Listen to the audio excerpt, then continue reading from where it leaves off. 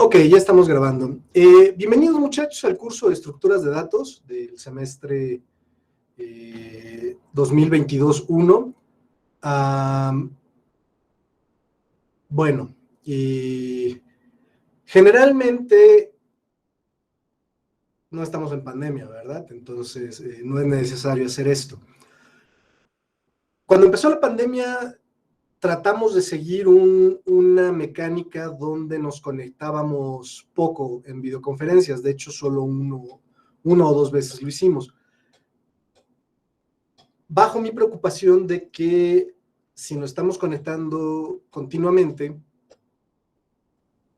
pues de alguna manera estamos discriminando contra los compañeros que no pueden conectarse fácilmente, que no tienen un espacio donde estar en una videoconferencia sin que los estén interrumpiendo, que no tienen el ancho de banda necesario, que no tienen el equipo, vamos, ni sus celulares ni siquiera alcanzan para poder conectarse por videoconferencia, múltiples razones, pero ese fue el motivo de que básicamente teníamos una reunión síncrona al inicio y una al final, y lo que hacíamos es que en las horas de clase teníamos un chat, y además yo trataba de publicar un video a la semana. Y no salió tan mal, pero hay cosas que no me gustan. Primero, grabar una hora de video, grabado, consiste en general de varias horas de preproducción, de varias horas de estarse preparando para hacer el video. Puede ser muchas más si hay muchas animaciones, que es estructuras de datos, muchas veces sí se hacía animaciones. Pero además, a la segunda vez que dimos el curso a distancia, pues un montón de temas comenzaron a repetirse, o sea, cosas que ya había hecho un video, volví a hacer un video. Y me parece que esto no tiene mucho sentido. Entonces, lo que vamos a hacer este semestre es que nos vamos a estar viendo en videoconferencias síncronas, o sea, cara a cara, todos más o menos una vez cada 2 semanas, y seguiremos utilizando el chat, y ya no haré videos a menos que ustedes explícitamente me lo pidan para algún tema. Ya están los videos de básicamente todos los temas del curso en mi canal de YouTube, entonces ahí lo pueden checar. Y entonces la idea de vernos cada 2 semanas, la idea es hacer preguntas y respuestas, pero sinceramente no creo que funcione así mucho. En el fondo es una cosa anémica, que ustedes no sientan que están abandonados, que están literalmente desconectados del mundo. Y el problema con los estudiantes que no pueden conectarse, bueno, para eso los vamos a subir los videos a YouTube.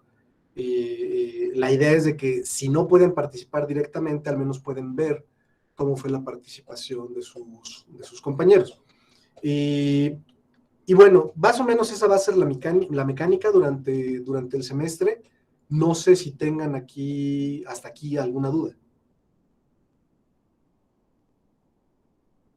¿No? Ok, bueno, y tenemos algunos invitados de otras carreras en el curso, no son muchos. Varias cosas. Nosotros usamos Linux, y si ustedes no usan Linux, pues están en problemas en este curso, y además no les podemos echar la mano porque no usamos otra cosa que no sea Linux. Si usan macOS 10 en general, le pueden dar la vuelta. Con Windows sí es posible que tengan algunos problemas. Y yo doy por hecho que llevaron conmigo ICC. Quiero decir, hay temas que yo cubro en ICC que no están en el temario. Eso sí los voy a cubrir en el curso, pero realmente no. Vamos, si se metieron a esta sin haber llevado ICC, lo más probable es que sí tengan varias broncas, ¿ok?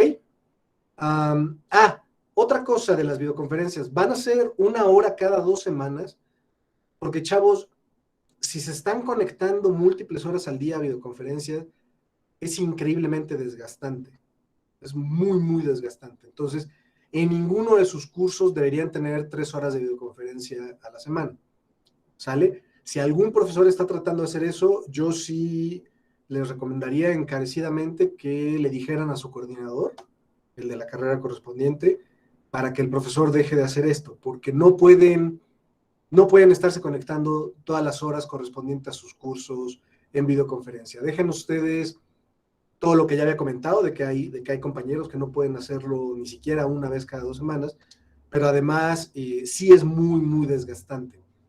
Y siguen sin ser la experiencia de estar en el salón de clase, entonces no tiene sentido. Generalmente en las reuniones, cada 2 semanas que tendremos, sí explicaré más o menos algunos temas, pero muy de pasada. O sea, depende en gran medida cómo estudien ustedes para determinar cómo les va a ir en el curso.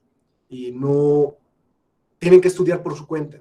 Justamente, si nos vemos en videoconferencia 1 hora cada 2 semanas, evidentemente la bola de horas de estudio, que me parece son justamente 10 horas a la semana que le deberían dedicar al curso, incluyendo horas de clase, y pues no se cubren. Eso quiere decir que las tienen que cubrir por ustedes.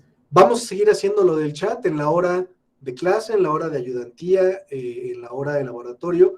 Se van a poder conectar al chat y voy a estar yo o la ayudante o el ayudante, dependiendo, y entonces pueden hacer dudas a través del chat de manera síncrona. De todas maneras, enviar dudas por correo electrónico sin duda alguna es lo más sencillo para todos los involucrados. Nos tardamos un poquito con el correo electrónico, o sea, no esperen que les contestemos a los 10 minutos, perdón, pero sí les contestamos. ¿Ok? Entonces, básicamente el curso es que ustedes estudien en gran medida por su cuenta y que nos hagan preguntas de las dudas que les vayan surgiendo. Todo esto ya está en la presentación del curso, pero vamos a tener prácticas básicamente todo el semestre. Ya está la primera práctica en el repositorio del curso, es para entregarse el 5 de octubre, y no es terriblemente complicada, pero tampoco es trivial, especialmente si no llevaron ICC. Pero incluso si ya llevaron ICC, es posible que se atoren un poquito con la práctica, entonces comiéncenla de inmediato. Entonces vamos a tener prácticas todo el semestre, o sea, todas las semanas del semestre van a estar a punto de entregar una práctica. Me parece que son 11 prácticas, y vamos a tener 3 proyectos, y vamos a tener exámenes semanales todas las semanas del curso, excepto las semanas donde haya examen parcial. Entonces, tenemos examen semanal este viernes, el primero, y tendremos 3 parciales además. Les repito, la semana que haya parcial no habrá semanal, pero en todas las demás semanas del curso habrá examen semanal. El examen semanal será a través de TC Exam, que es un sistema que más o menos nos ha funcionado, tiene sus problemas, pero bueno, lo hemos logrado echar a andar, y son en línea, por supuesto, y también los exámenes parciales serán a través de TC Exam. Para las prácticas tienen que usar Git, y envían archivos. Si no saben usar Git, están en una desventaja, o sea, los alumnos de computación en general saben usar Git. Si no saben ustedes usar Git, tienen que aprenderlo por su cuenta y lo más rápido posible. Les digo, ya está la primera práctica y está en Git, por supuesto.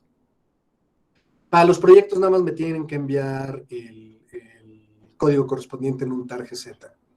Los proyectos los califico yo. Pero bueno, es un curso más o menos intenso, que esta dinámica de la pandemia definitivamente no le ayuda al curso. Dudo que le ayude a ningún curso. Y porque justamente como no nos vemos varias veces a la semana, varias horas a la semana, pues justamente la urgencia de todo lo que tienen que hacer se pierde un poco. Les repito, ya tienen práctica, ya tienen examen semanal, en unas cuantas semanas vamos a dejar el primer proyecto y vamos a empezar a preparar el primer parcial. Entonces, de repente, todo el tiempo tienen algo que entregar, muchas veces esa misma semana. Entonces, sí es medio intenso el curso, y el estar todo el mundo a distancia hace que uno no se dé cuenta completamente de qué queremos decir con esto, que es intenso. Entonces, si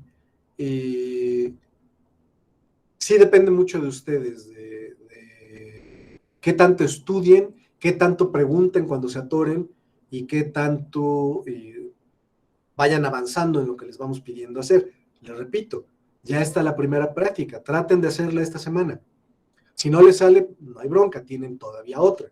Pero justo si les comienza a costar trabajo, ya pueden ir viendo por qué. ¿Okay? El examen semanal va a consistir de... El temario está puesto como lo uso en situación normal, o sea, el ritmo en que vamos cuando no hay pandemia. Y entonces, en principio, seguiremos ese ritmo. Entonces, cada semana saben ustedes qué tema corresponde y por lo tanto qué va a venir en el semanal. De todas maneras, varios de ustedes me van a estar preguntando siempre que qué va a venir en el semanal, pero pues está ya en el temario si lo revisan. ¿Ok? ¿Y alguna pregunta? ¿Algún comentario, muchachos? ¿Algo que tengan que decir?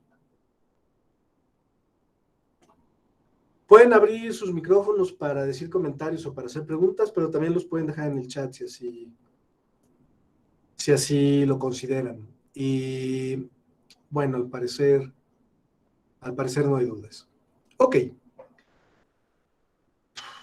entonces, estructuras de datos. La idea de introducción a ciencias de la computación es, bueno, ver una introducción a ciencias de la computación, pero el objetivo práctico más específico que tiene ese curso ICC es que aprendan a programar, ¿ok? Entonces, aprenden pues las bases de la programación, pero definitivamente con lo que sacan de ICC no es suficiente para que comiencen a programar ya efectivamente. Lo que sigue es justamente estructuras de datos, que son los bloques básicos con los que se crean los programas hoy en día. Y, por cierto, seguimos, creo que no lo tengo, sí, permítanme.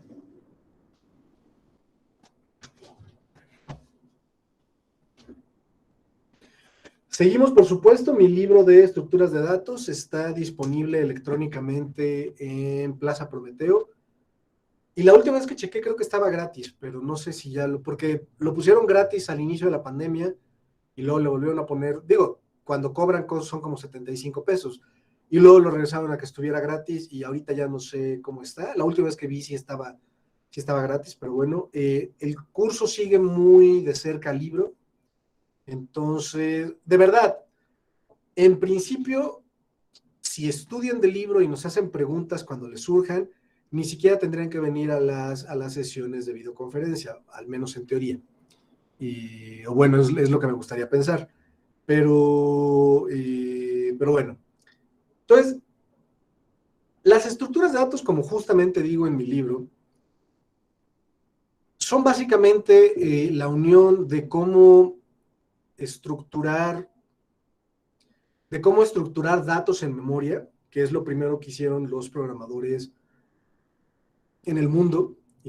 O sea, justamente como no tenían estructuras de datos, lo que hacían era estructurar la memoria. Se paraban en una dirección de memoria y decía, ahí está el nombre de un estudiante. Y si brinco 20 bytes, porque dejaban 20 caracteres para el nombre del estudiante, pues bueno, ahí está el número de cuenta. Entonces esos eran otros 8 bytes, 4 bytes. Y así se seguían. Entonces, estructurando la memoria por convención, o sea, el lenguaje de programación no ayudaba para esto. El lenguaje de programación lo que daba era la capacidad de justamente brincar a una dirección de memoria y después desplazarse una cantidad finita a partir de esa dirección. Esa es la manera más burda de estructurar datos en memoria. Y eso lo han permitido las computadoras desde el inicio. Es básicamente lo que hace una máquina de Turing. Lo que hace una máquina de Turing, que es tener una cabeza en una cinta lectora, bueno, una cinta infinita, y entonces puede leer de la cinta y escribir de la cinta y moverse en una dirección. Es exactamente eso. Moverse a distintas direcciones de memoria y escribir o leer datos de ahí. Entonces, ya que tenían eso, básicamente le hicieron cambios a los lenguajes de programación para que les ayudaran a manipular esta estructuración de la memoria de manera fácil.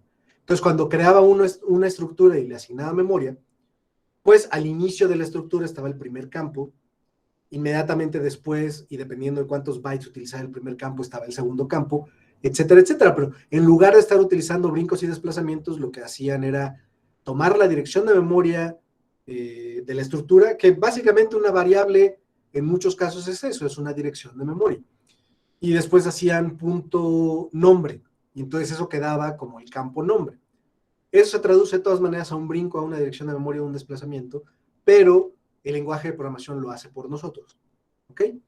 Por cierto, esta manera de hacer las cosas es una extensión de lo que hacían con arreglos, que al inicio era muy fácil tener arreglos porque sencillamente era un chorizo de memoria continuo, donde cada elemento del arreglo ocupa el mismo tamaño. Entonces, para leer el 10º elemento del arreglo, uno brinca la dirección de memoria del arreglo y se mueve y por el tamaño de cada elemento del arreglo bytes, y ya está en el 10º elemento. Una Entonces, duda. ¿qué pasó? En el caso de los arreglos actuales con los strings, ¿cómo se hace para calcular, para asignar un tamaño? No entiendo tu pregunta. O sea, la cadena tiene el tamaño, el número de caracteres que tenga. No entiendo No, cuál pero es. prefiero para un arreglo de cadenas, ¿cómo se asigna el espacio para el arreglo? Porque las cadenas miden o sea, cada cadena utiliza un espacio variable de memoria, es lo que quieres decir. Sí. Pues lo que pasa es que el arreglo no es de cadenas, el arreglo es de referencias a cadenas. Ya. Por Gracias. cierto, doy por hecho que entienden qué es una referencia, que entienden qué es paso por valor, que entienden qué es orientación objeto, qué es herencia, qué es despacho dinámico, todo lo que se ve en ICC. Y sí lo vamos, o sea, y no es nada más estaría padre que lo supieran, sí lo vamos a usar en el curso. Pero bueno, entonces, ya teniendo lenguajes que ayudaban justamente a estructuración de la memoria, que es justamente tener lenguajes de programación estructurados, los programadores lo que se dieron cuenta es de que si definían funciones para manipular estas estructuras, si definían algoritmos para manipular estas estructuras, eso encapsulaba muy bonito los datos en memoria y el comportamiento del objeto, las propiedades de una estructura y lo que le puedo pedir que haga.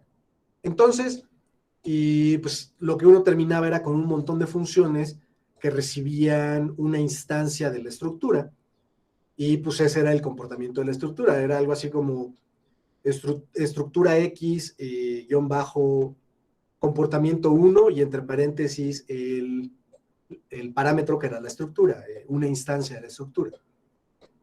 Bueno, obviamente esto da pie a la orientación a objetos. Lo que ocurre es que sintácticamente, para que lo entiendan fácilmente, sacan el objeto, la estructura, de ser un parámetro de la función a que sea el que invoque el método.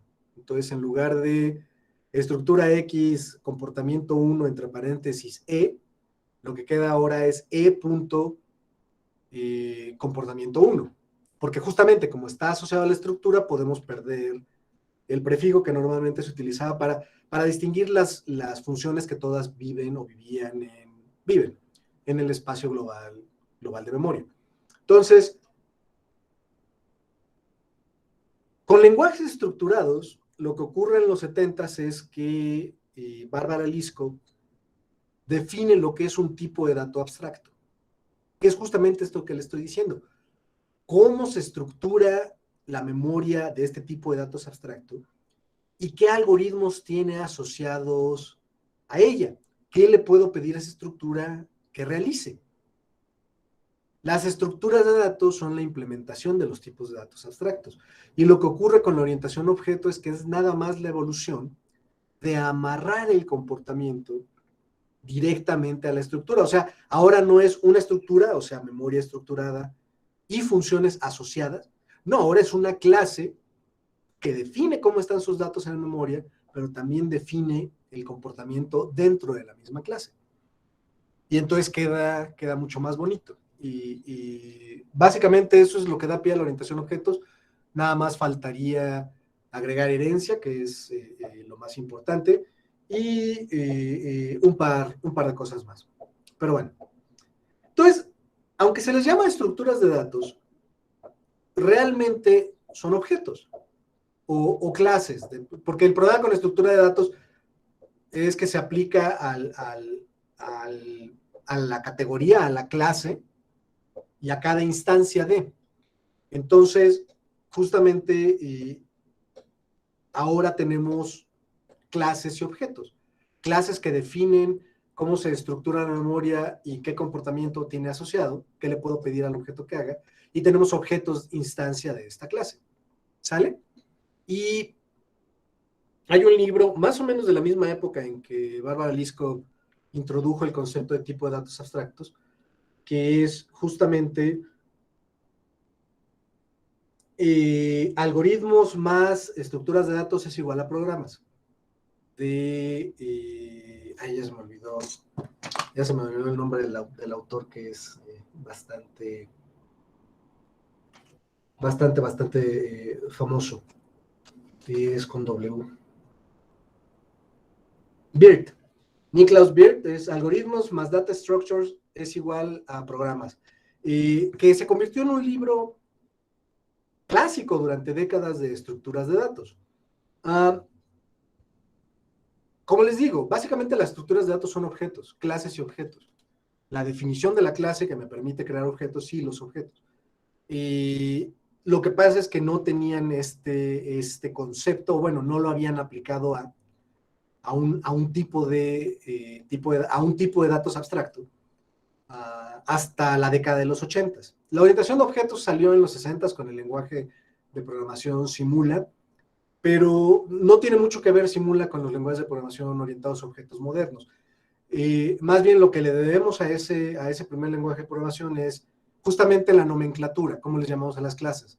Simula es el que definió el concepto de clase, de método, etcétera, etcétera. Entonces, nada más se dieron cuenta de que se podía aplicar eso pues básicamente a extender las estructuras de datos. Entonces, toda estructura de datos realmente es una clase y sus objetos instancia de, pero históricamente también se le conoce como estructuras de datos a una familia de tipos de datos abstractos muy específica. ¿Por qué? Pues porque es la que usamos en todos nuestros programas toda la vida. En esta familia entran las listas, entran los árboles binarios, entran los diccionarios, entran los montículos, alguna gente pone a los arreglos, yo digo que no deberíamos, pero bueno, sí vienen en el libro porque está en el plan de estudios. Pero realmente cualquier clase es un tipo de datos abstracto.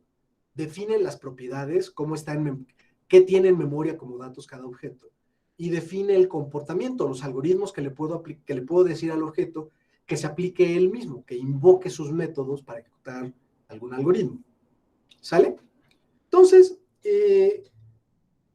básicamente, todos los cursos de estructuras de datos en el mundo lo que hacen es cubrir estas estructuras de datos famosas que les digo, las que mucha gente son las que considera las estructuras de datos. Técnicamente, cualquier clase con sus propiedades, sus métodos, es una estructura de datos.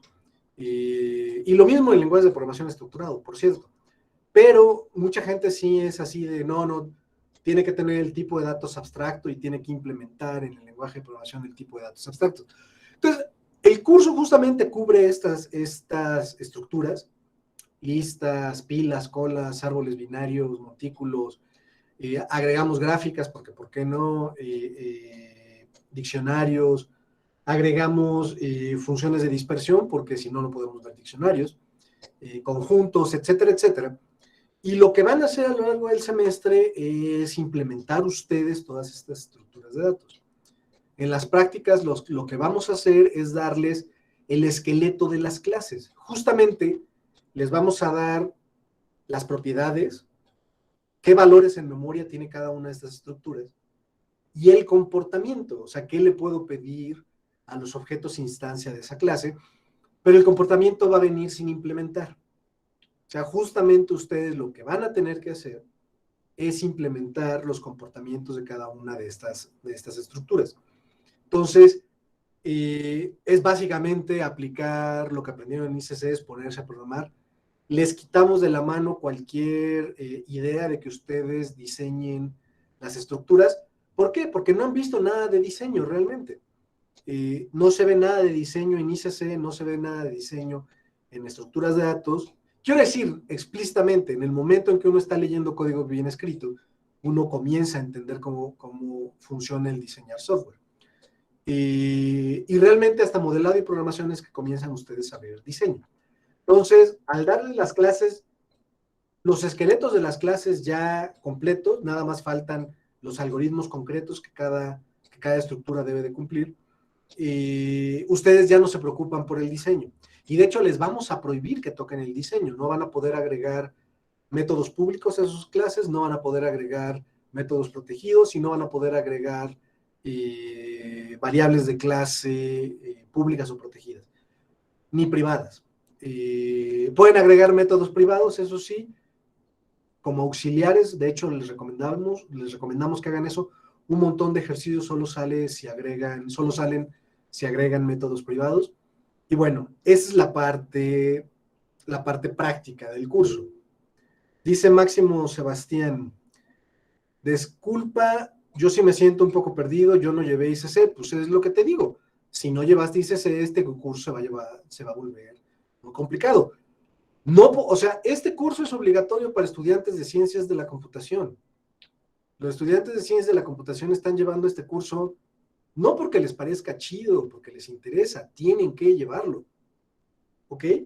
Y no sé si ya vieron el temario, pero hay que cubrir una tonelada de temas. Entonces, no podemos estar repasando las cosas que se vieron en ICC. Los computólogos llevaron ICC, bueno, en teoría, no dudo que haya un par que como tú no la llevaron o que la reprobaron.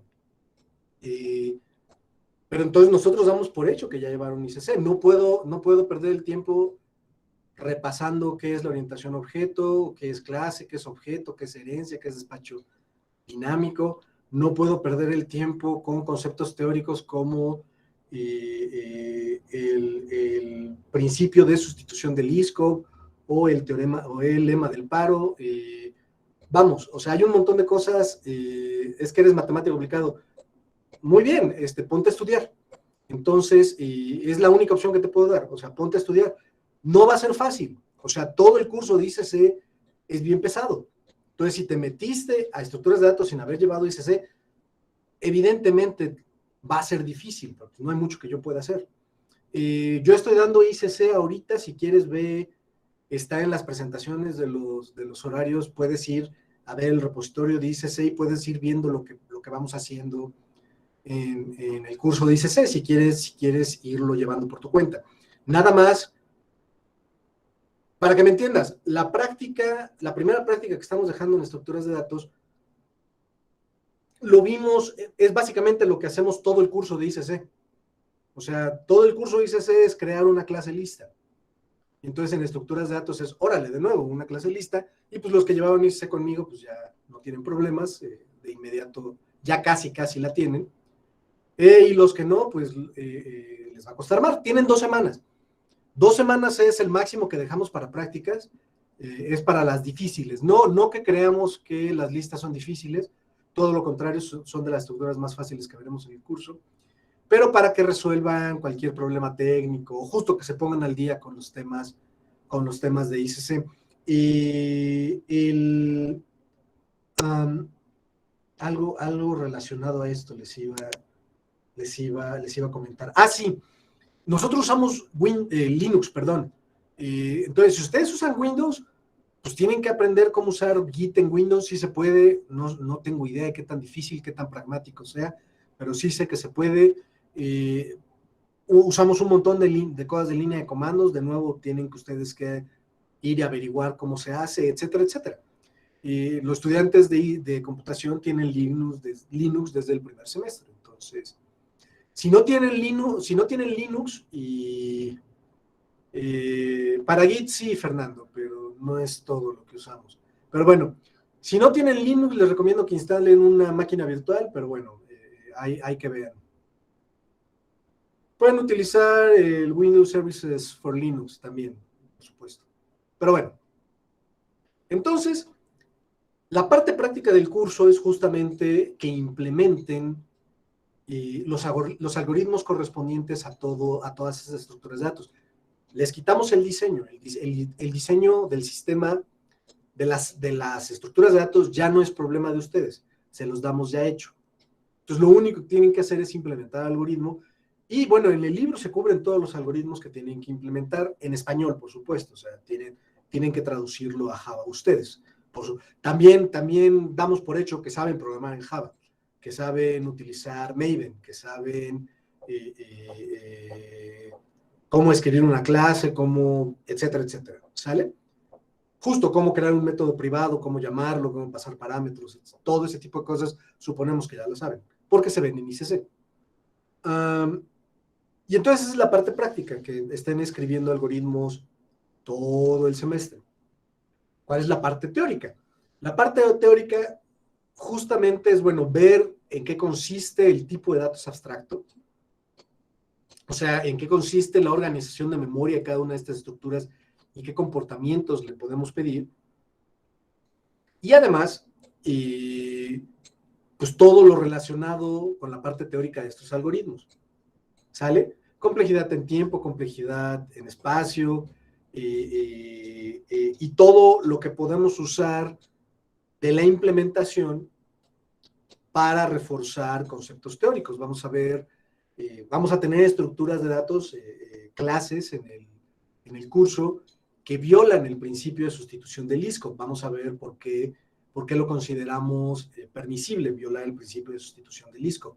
Vamos a ver por qué hay cosas que no podemos hacer, porque entonces, si las pudiéramos hacer, implicaría que se puede resolver el problema del paro, que por supuesto no se puede, etcétera, etcétera, ¿sale? Entonces, la parte teórica es eso. También vendrán, justamente como tendremos complejidades en espacio y en tiempo, y la notación de O grandota para representarla, les daremos algunos ejercicios de cómo, justamente de cómo hacer trucos para ver que ciertas complejidades son equivalentes a otras y viceversa. ¿Ok? ¿Alguna duda hasta aquí? ¿Algo que quieran comentar? ¿No? Bueno, denme un segundo, nada más veo rápidamente. Justamente el temario. Y todas las clases del curso, dice Eduardo, eso también es parte de análisis de algoritmos. De hecho, es la parte de análisis de algoritmos.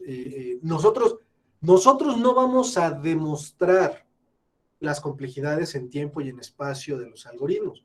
Vamos a ver las complejidades en tiempo y espacio de los algoritmos. Vamos a dar justificaciones bastante razonables de por qué tienen tales o cuales complejidades en tiempo y en espacio, pero no lo vamos a demostrar. Eso es lo que se hace en análisis de algoritmo. Análisis de algoritmo no es un curso crucero que el profesor se la pasa todo el semestre de aquí tenemos los algoritmos glotones, y aquí tenemos los algoritmos, qué sé yo, recursivos, y aquí tenemos los algoritmos, etcétera, etcétera. Entonces, análisis de algoritmos no es algoritmos, es análisis de algoritmos. Ahí es donde aprenden a analizar algoritmos. Nosotros vamos a analizar algoritmos, pero de manera no formal. No vamos a hacer las demostraciones. Vamos a hacer un par de demostraciones. O sea, sí va a haber demostraciones en el curso. Y de hecho, en los exámenes parciales les vamos a dejar demostraciones. Esa es la parte difícil de los parciales. Y lo que va a ocurrir es entonces que en la parte teórica, justamente las complejidades en tiempo, los comportamientos, estos conceptos como el principio de sustitución del ISCOP, el problema del paro, etcétera, etcétera, y eso es lo que cubrimos en los parciales y en los semanales, la parte teórica. La parte práctica es que estén programando todo el tiempo hasta que toda la biblioteca de estructuras de datos del curso esté completa. Eso o que abandonen el curso. Lo que lo que ocurra primero. ¿Sale? ¿Alguna duda hasta aquí? ¿No? Bueno, es un curso práctico, estructuras de datos, no es un curso teórico. ¿Cuál es el problema del paro?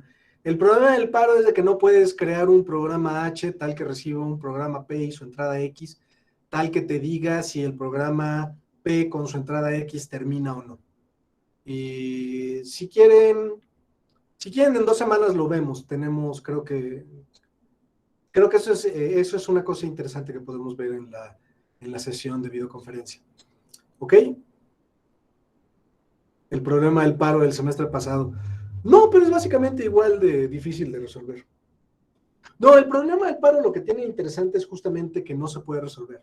O sea, no es que sea difícil, no es que tarde mucho tiempo, es de que no se puede resolver. No es computable. No hay forma de que escriba un programa en ningún lenguaje de programación que lo resuelva. ¿Ok? Y afecta, o sea, sí tiene que ver con básicamente la estructura. O sea, suena muy mamón, pero básicamente tiene que ver con la estructura cósmica del universo. O sea, con casi toda certeza nuestro universo es computable. Entonces, literalmente el problema del paro nos dice algo que no existe en este universo. O sea, podemos crear modelos teóricos que supongan que pueden resolver el problema del paro, y es bien divertido estar jugando con eso a ver qué podemos descubrir, pero no tiene nada que ver con nuestro universo, este universo real. Tiene algo que ver con lo que llaman ser Turing computable, es exactamente eso. Que sea computable es que sea Turing computable. Los matemáticos se ponen luego muy payasos con la formalidad de todo esto. Yo y la mayor parte de los estudiantes del curso somos computólogos, no somos de indecibilidad en matemáticas. No, que no se pueda decidir, básicamente es que lo puedes agregar a tu sistema de axiomas o no y dan cosas interesantes. O sea, no, esto es de que no sé, bueno, supongo que puedes decir, ciertamente es que la máquina de Turing no, justamente es que la máquina de Turing no podemos detectar cuando termina o cuando no. Los computólogos no somos formales, la formalidad es un medio para un fin.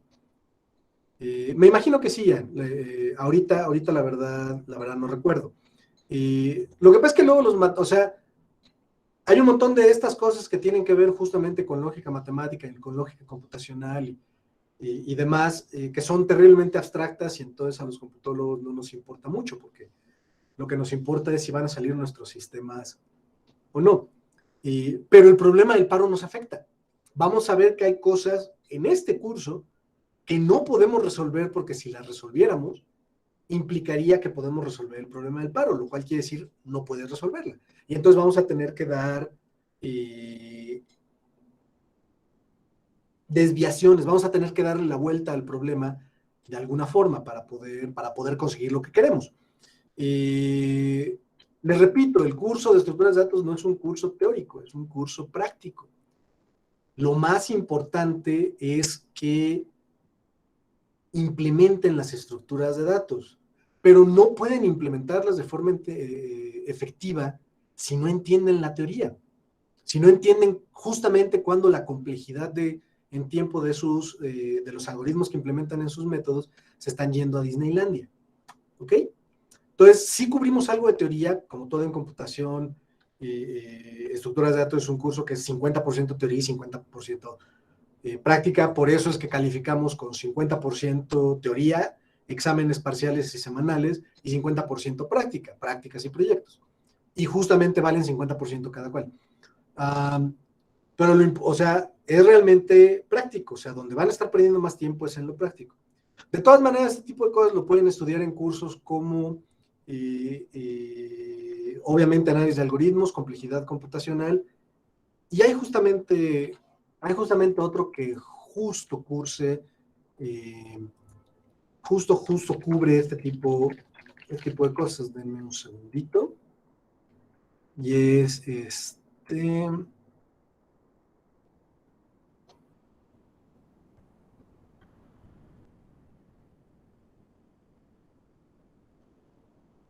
Ay, ¿por qué no lo veo?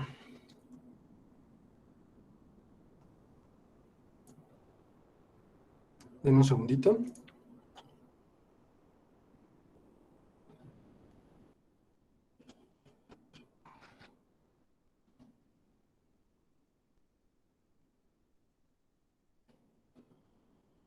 Introducción a las funciones recursivas y computabilidad, que ahorita está dando mi cuate Omar. Ahí ven justamente las cosas de computabilidad desde una perspectiva matemática, ¿ok? En computación, o sea, de hecho ni siquiera es materia optativa de computación, es materia optativa de matemáticas. Se considera parte de la lógica porque justamente hacen estas cosas como suponer un modelo de cómputo donde el problema del paro se puede resolver. Y entonces ven un montón de cosas bien bonitas que no tienen ninguna utilidad en este universo. Pero bueno. Ok. ¿Con qué se van a tener que pelear? Especialmente los que no han llevado ICC. O los que no llevaron ICC conmigo, de computación. Todas las clases del curso son genéricas.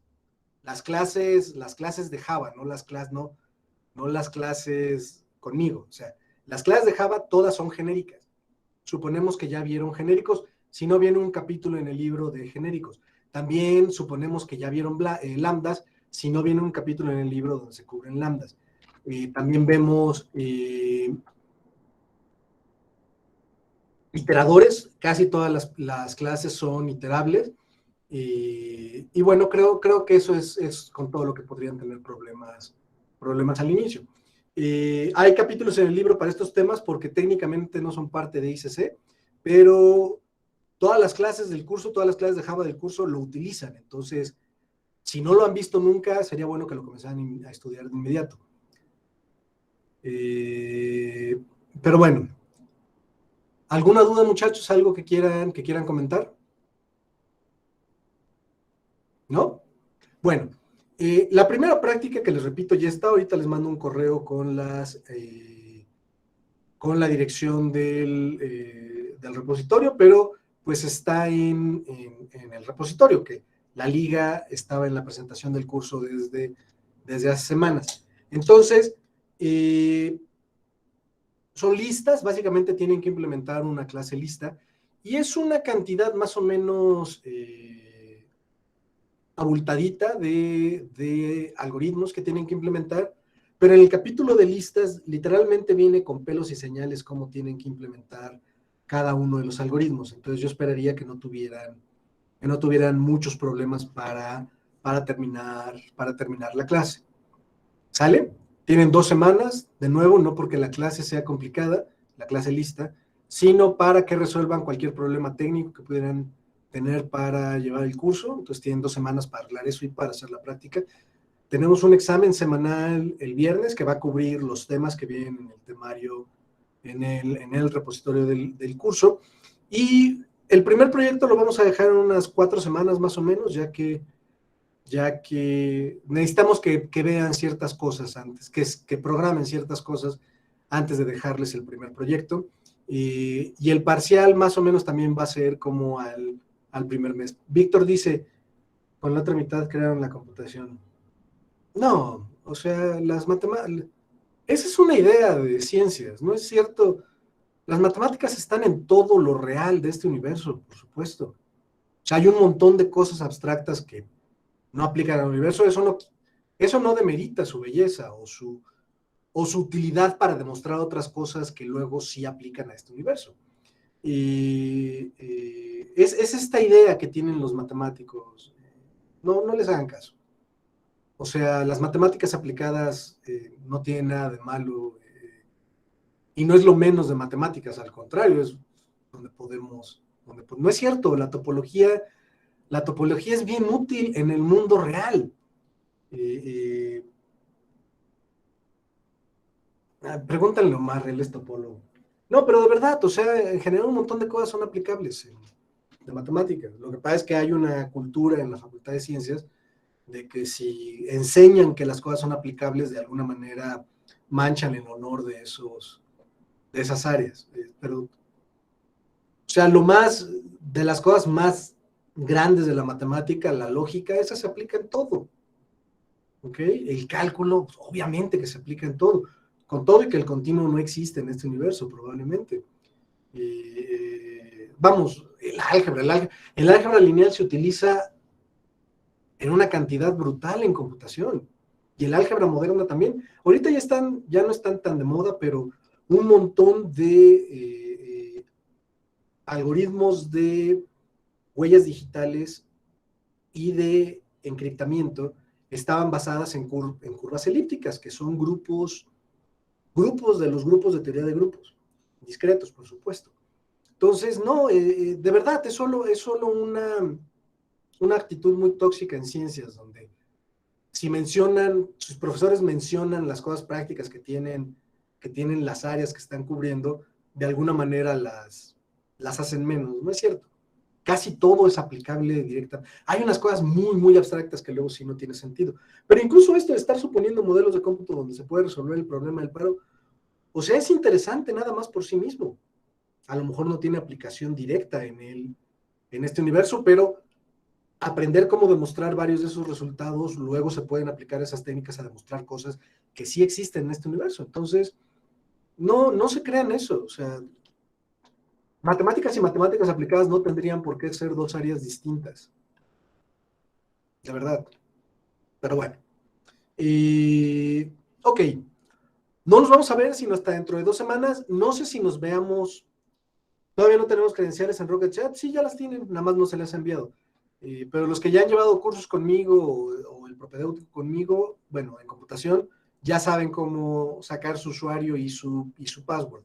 Les mando ya están creadas sus cuentas, nada más. No les he mandado las instrucciones de cómo conectarse.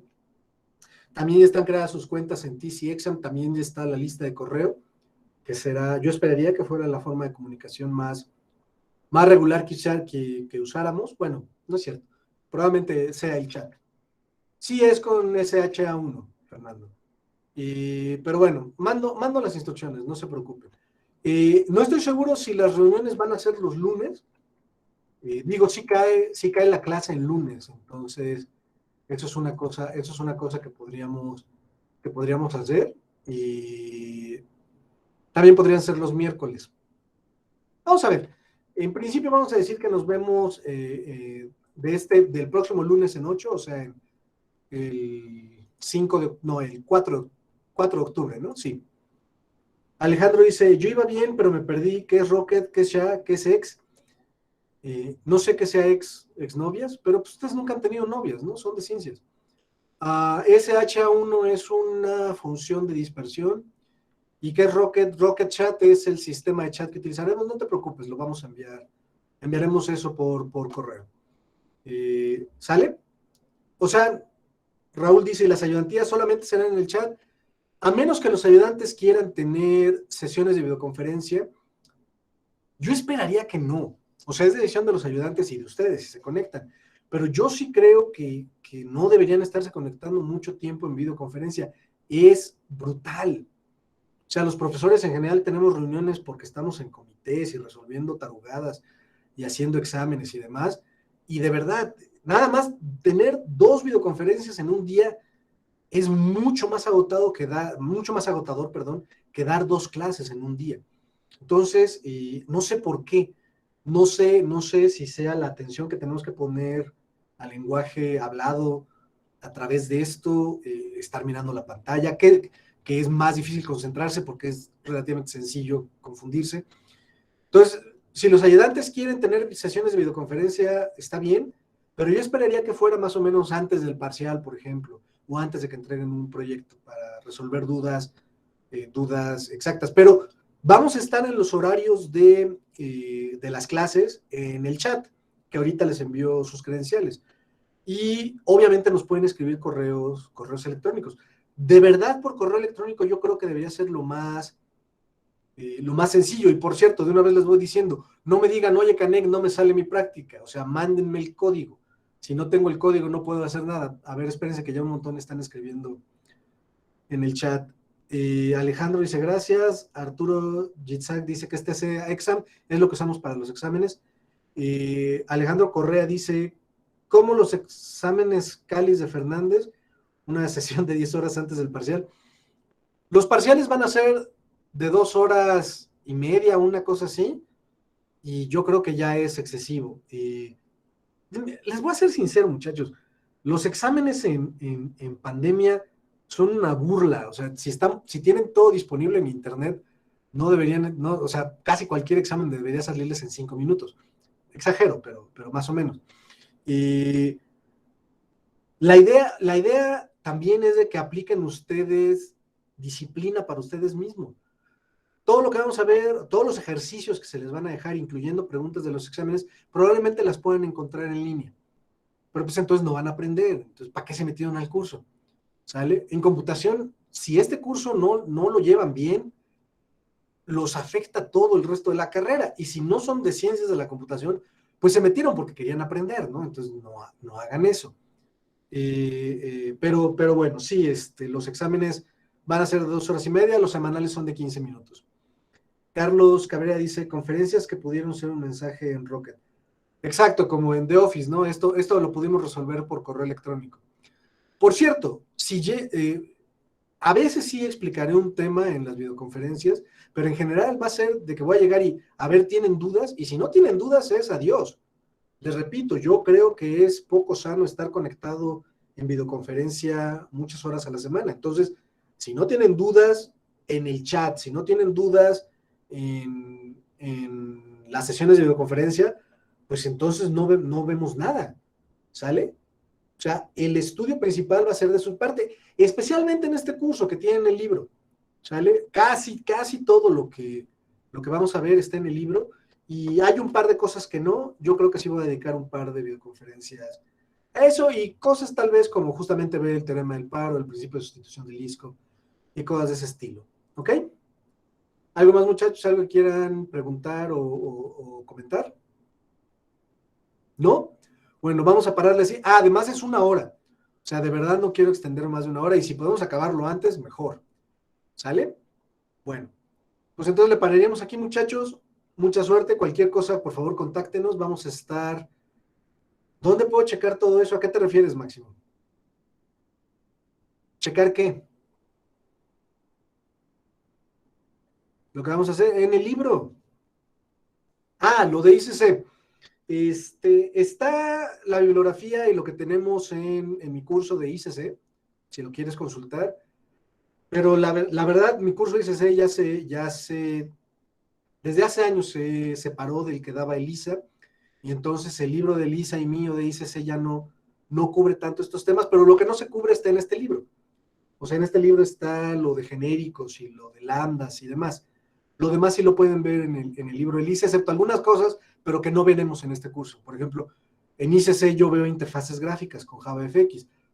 Si no lo vieron, pues qué mala onda, pero no lo necesitamos en este curso, no vamos a hacer interfaces gráficas. Entonces, todo tranquilo.